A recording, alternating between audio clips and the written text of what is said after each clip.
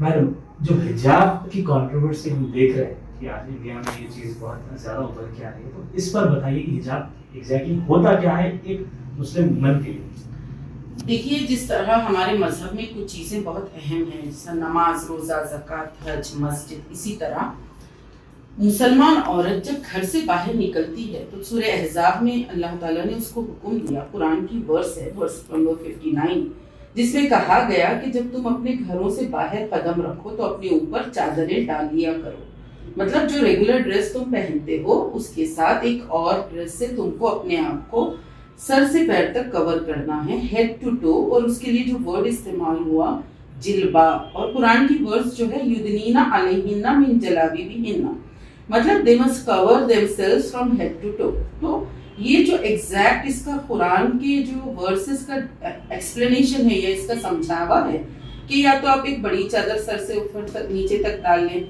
या फिर आप उसको स्टिच करके जो बुर्का कहते हैं उस तरह पहने। अब इसके बाद ये कुरान में ये भी बोला गया कि क्यों आपको करना है, इसलिए करना है ताकि वो पहचान ली जाए। तो सबसे पहला उसका पर्पस है मार्क ऑफ आइडेंटिटी, ताकि पता चले कि जो सर पे बुर्का ओढ़ती है या चादर डालती है तो वो मुसलमान औरत है।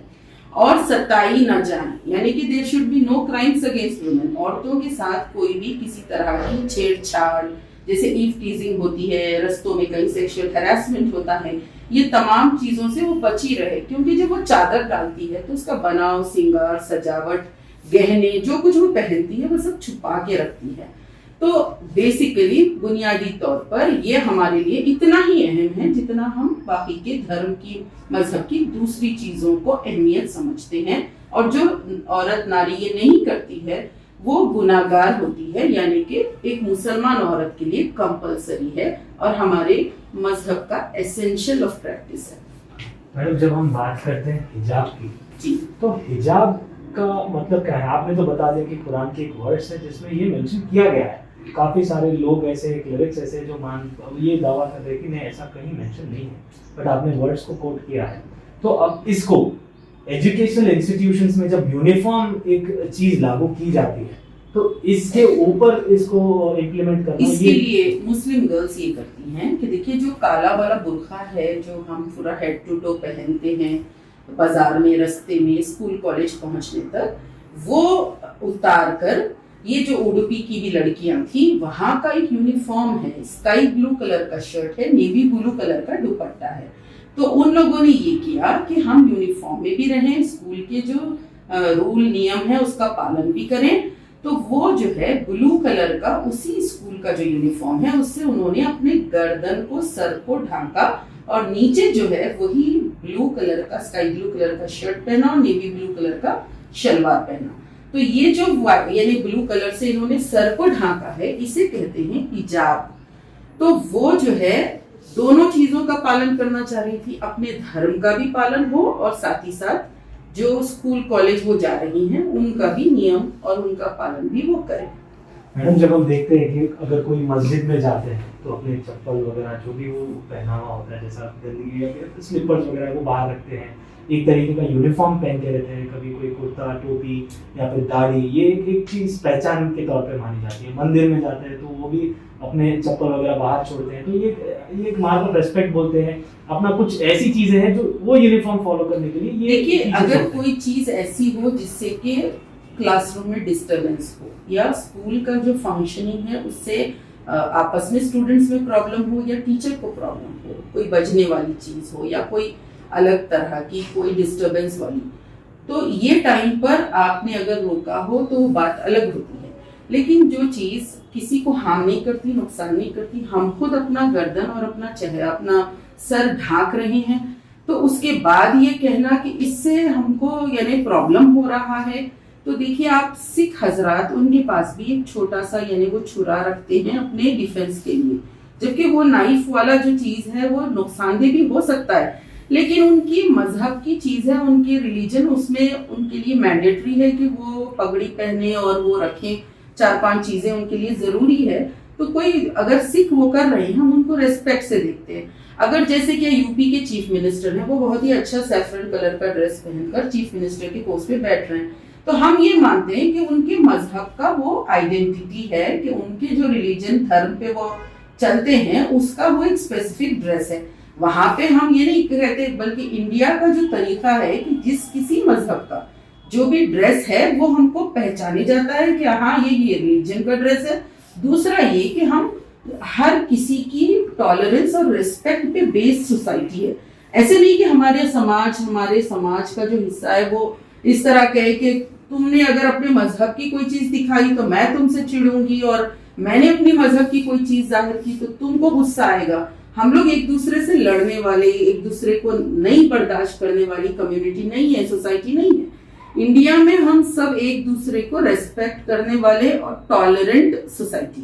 اب اس سوسائٹی کو آپ نے ٹرن اگر کیا دوسری طرف کہ ہم نہیں دیکھنا چاہتے کسی مذہب کی کوئی چیز کو, تو وہ کیا ہوگا, دوریاں پیدا ہوں گی اور یہ ایک اچھی چیز اپنے جنریشنز کے لیے نہیں ہوگی. اگر ہائی کورٹ کا یہ آرڈر آتا ہے کہ حجاب کو الاؤ نہیں کیا جائے گا, آپ کو اسکول اور ایجوکیشن انسٹیٹیوشنز میں اس کو بین کر دیا جائے گا, تو اس کو کیا آپ منظور کریں گے؟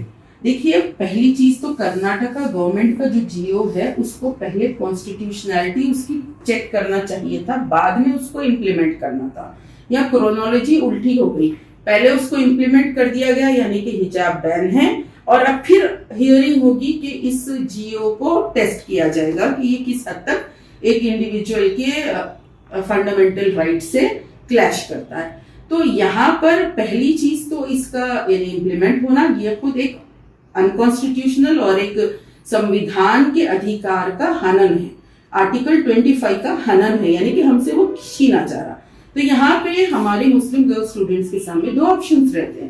ایک تو چیز یہ کہ وہ جائیں وہاں پر سپریم کورٹ یا پھر ہائی کورٹ کے سامنے یہ رکھیں کہ اس پر جب تک سنوائی نہ ہو اس وقت تک یہ جو جیو ہے کرناٹکا اسٹیٹ گورنمنٹ کا, اس کا امپلیمنٹیشن نفاذ نہ ہو.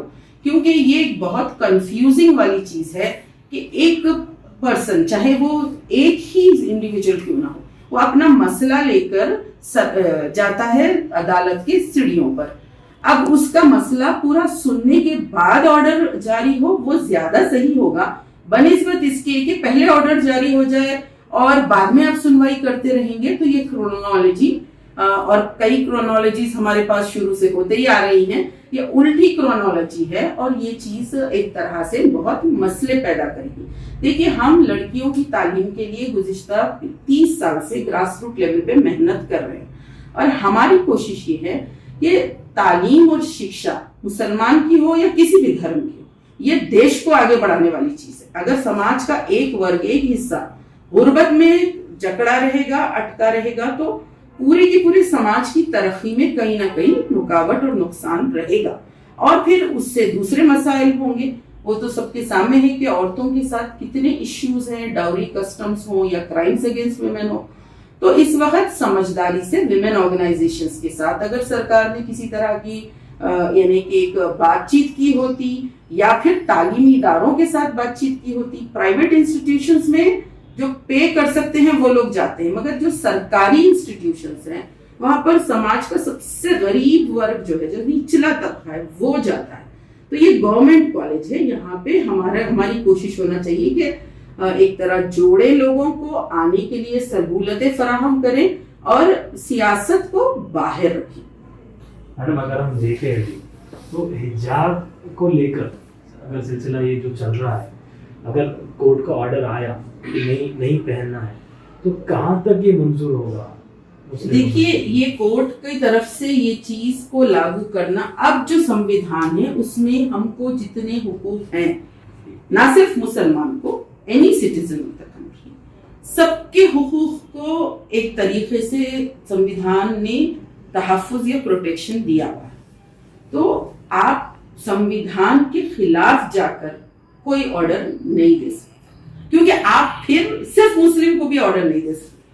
آپ نے یہ کہہ دیا نو ریلیجس چیز, مذہب کی کوئی چیز نہیں آئے, تو کچھ لوگوں کے لیے بندی لگانا اہم ہوگا, کچھ لوگوں کے لیے ہاتھ میں جو ڈوری پہنتے ہیں وہ اہم ہوگا, کچھ لوگوں کے لیے سکھ کا ٹربن اہم ہوگا. تو ہر مذہب اور جاتی جو بھی ہوں ان کی کچھ ایک پہچان والی چیز ان سے جڑی ہوئی ہوتی ہے.